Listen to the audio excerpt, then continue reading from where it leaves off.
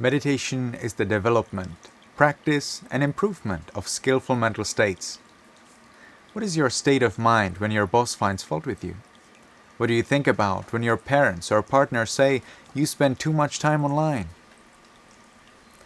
How do you accept the circumstances which have put your relationship at stake, or when you miss an airplane or bus? If you don't always feel comfortable, peaceful, and loving, then this course is for you. In the 25 lectures of this course, we will examine the key elements of the statement, meditation is the development, practice, and improvement of skillful mental states.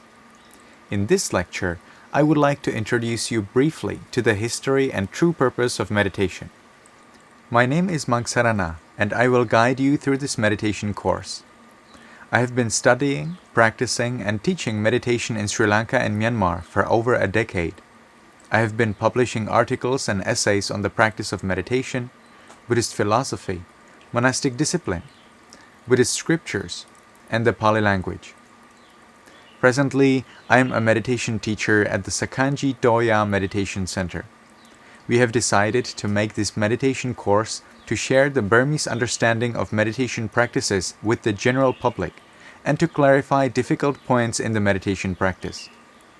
The explanations I will be giving to you come from my understanding and experience, and you are most welcome to examine them and see if they bring you any benefit. I believe meditation practice will support the well-being of your mind and body. Meditation is an English term that dates back to the 14th century. According to the Oxford English Dictionary, it means continuous thought or musing upon one subject or series of subjects, a serious and sustained reflection or mental contemplation, a private devotional exercise which consists in the continuous application of the mind to the contemplation of some religious truth, mystery, or object of reverence. For the Buddhists of Myanmar, the practice of meditation involves not only rational thinking, but one's open investigation of the truth of the reality created by the physical body and the processes of the mind. In meditation, we let go of all our presumptions, we abandon all beliefs, all dogmas, and try to remain open to things as they really are. In this sense, we are rigorous scientists, keen on discovering the truth behind our sufferings, our cravings, our misunderstandings, and opening ourselves to the possibilities of genuine happiness, unconditional love, boundless patience, and the purity of our intentions. Well, you might ask, isn't that the work of psychologists and medical doctors? Actually, although some meditation practices involve learning the basics of anatomy and mental constitution, the purposes of meditation are different. In my understanding, the purpose of psychology is to understand the characteristics and abnormalities of the mind and provide solutions to any discomforts and diseases that afflict it. In medicine, the purpose is to understand the characteristics and abnormalities of the body and provide cures for any diseases or injuries that afflict it. Psychology and medicine start with the assumption that an ordinary human being is healthy and does not suffer, and that bodily and human suffering are abnormal. Meditation, in contrast, was developed in response to the suffering of ordinary human beings who are predestined to experience sickness, old age, and death. It is the ultimate cure for suffering. Psychology and medicine can provide solutions for certain afflictions, but because they do not question the intrinsic nature of existence itself, their solutions can only be superficial in resolving the fundamental challenge of existence. Meditation, then, is to research the intrinsic nature of one's own life and examines the root of human suffering. It thereby helps the practitioner find a reliable solution in the form of mental purification. Psychologists have discovered that meditation can bring about a temporary solution to negative mental states. For example, meditation was observed as leading to reduced anxiety, reduced stress, fewer depressive episodes, improved pain management, increased well-being, increased compassion, enhanced creativity, and improved communication. Meditation can also alleviate mental pain, grief, disturbing memories, self-pity, suicidal thoughts, forgetfulness, fear, anxiety, worry, and anger. Some people practice meditation merely to increase their performance in their everyday life, which is fine, but the true purpose of meditation, as described earlier, may be missed. Undesirable states of mind disappear as a byproduct of working towards the real goal of meditation. Meditation has a neutralizing effect on the individual's negative mental states, benefiting everyone and the society as a whole. Another result of meditation is the replacement of negative mental states with positive ones, such as peace, happiness, satisfaction, love, mutual joy, forgiveness, patience, understanding, courage, energy, and farsightedness, to name a few. We should not, however, seek out those positive qualities just to temporarily relieve our unpleasant states. Instead, our goal should be to generate positive qualities of mind to the extent that we can arouse them within a split second for our own benefit as well as for those around us. When we talk about meditation, we talk about a process of mental training, of inner development, directed towards acquiring wisdom. In the teachings of the Buddha, the meditator par excellence, we can learn about a large variety of meditation practices, each of which is tailored to different persons of different temperaments, social positions, environments, and attitudes. Although all of us share the characteristics of a constantly changing physical body and mind, we each differ in so many ways. Due to these differences, our meditation practices will develop in different ways. Thus, there are a variety of meditation practices suitable for everyone. The earliest tangible evidence of meditation practice was found in the northeastern area of the Indian peninsula. Sir John Hubert Marshall, the Director General of the Archaeological Survey of India, discovered it in the beginning of 20th century.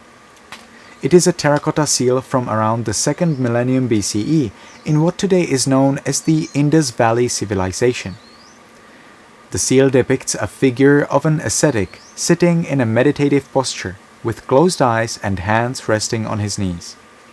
He wears a horn as a headdress and is surrounded by animals. Some believe that this figure depicts a prototype of the Hindu god Shiva because his head is pictured with 3 faces. Others believe he was the lord of creation, Prajapati, because he is surrounded by animals.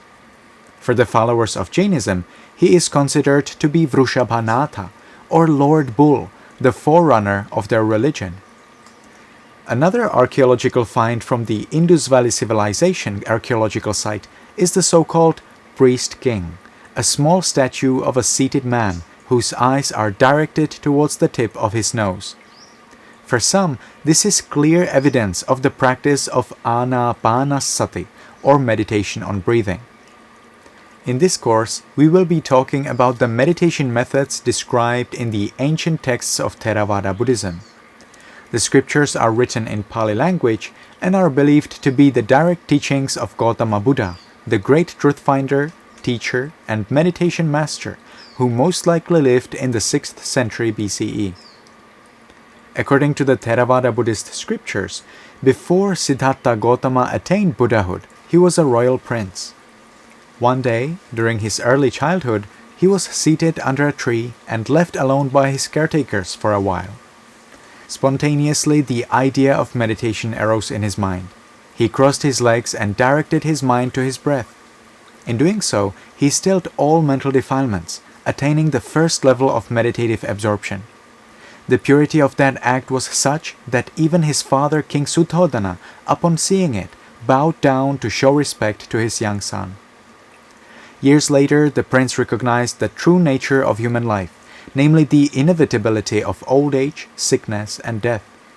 Terrified by the idea that a similar fate would befall even him, the pampered, privileged prince of a powerful king, he left the palace life at the age of 29, cutting his hair and donning an ascetic's robes.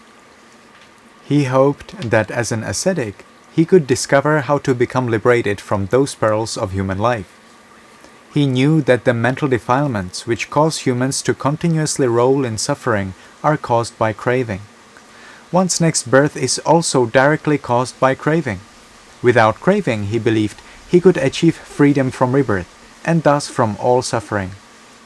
From stories in the Arya Pariyesana Sutta, Mahasarchaka Sutta, Bodhiraja Kumara Sutta, Sangarava Sutta, and others, we learn that the now ascetic Gautama first trained in developing one-pointed concentration, as instructed by the great ascetics Alarakalama and Udakarama Buddha. He attained deep stages of concentration. However, he realized that those attainments did not fulfill the purpose of his renunciation. While they provided him with a powerful meditative peace and extraordinary experiences, they did not purify his mind from all mental defilements, some of which still lingered in the stream of his consciousness. So, he left those teachers and decided to find the truth by himself. The Buddha-to-be then engaged in ascetic practices for several years, which caused him a lot of pain and didn't lead to any progress in his undertaking. The ascetic Gautama then renounced the extreme of ascetic practices in the way he had renounced the palace pleasures before the extreme of sensual pleasures.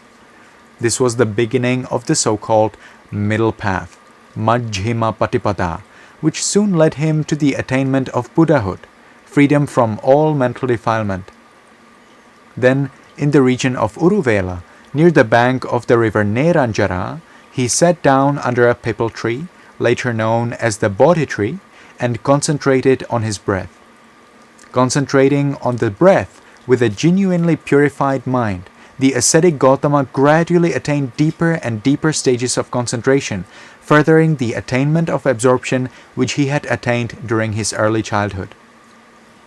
Those stages of concentration, the jhanas or meditative absorptions, were fairly common practice in the Buddha's time and are even possibly attained by Hindu ascetics today. These meditative absorptions consist of intense, deep concentration on a single object, such as one's breath. When in such a deep, absorbed state, it is not possible to observe the reality of one's body and mind, since during that state one can only be concentrated on the object of concentration. So, the Buddha-to-be exited those deep levels of concentration, and with his mental acuity, enhanced by those attainments of concentration, he successfully applied his mind to understanding the reality of the inner world. The Buddhist scriptures describe a succession of supernatural attainments which the Buddha-to-be attained during that time. First, he was able to recollect a myriad of his previous lives in minute detail. Then, he was able to know the births and deaths of other living beings, as they were born and died with different dispositions and in different circumstances, according to their accumulated skillful and unskillful deeds. Finally, the Buddha attained the goal of his renunciation. He understood the Four Noble Truths. He freed his mind from all mental defilements, and thus became the Samma Sambuddha, the rightly and fully enlightened one. It sounds interesting to talk about psychic powers attained by the Buddha at this point. One might suppose that all three of the supernatural attainments the Buddha achieved, as he sat under the Bodhi tree, would each be equal in value to the other. However, the Buddha did not give importance to the attainment of remembering one's own births and deaths, or the vision of other beings' rebirth. Why? Because neither of them brings about the cessation of all mental defilements, which is the only focus of the Buddha's teachings.